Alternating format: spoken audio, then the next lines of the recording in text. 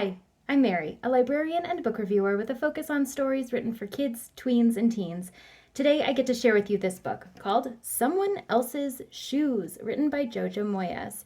This is the story of two women, Sam, who is a sales rep and she's not tremendously happy with her life. Her husband has lost his job and he's pretty miserable at home, which leaves her feeling pretty miserable too.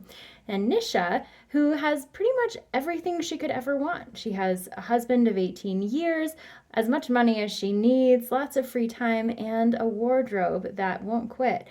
But one fateful day connects these two women that come from completely different walks of life and swaps their bags at the gym, which leaves Sam with some special shoes that she has to wear the rest of the day because she doesn't have enough time to go home or swap the bag. So, as these two women are going through this experience of swapping bags with one another, they learn what it's like to live in each other's shoes, quite literally, and learn about themselves in the process. So, this story is really fascinating, especially as it surrounds two 40 something women. At about this time in your life, there are things that you have kind of settled into that maybe have deterred you from what you had originally planned, but that's just what your life looks like.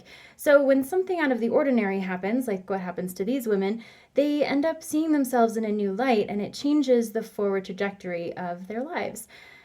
Even though this is focused on those 40 something women, there are a lot of parallels and overlaps that can be absorbed by teen readers as well. So young adults with a more mature approach to life are going to find a lot of similarities here, especially going from a life that they've always known and transitioning into adulthood, transitioning into a new way of living.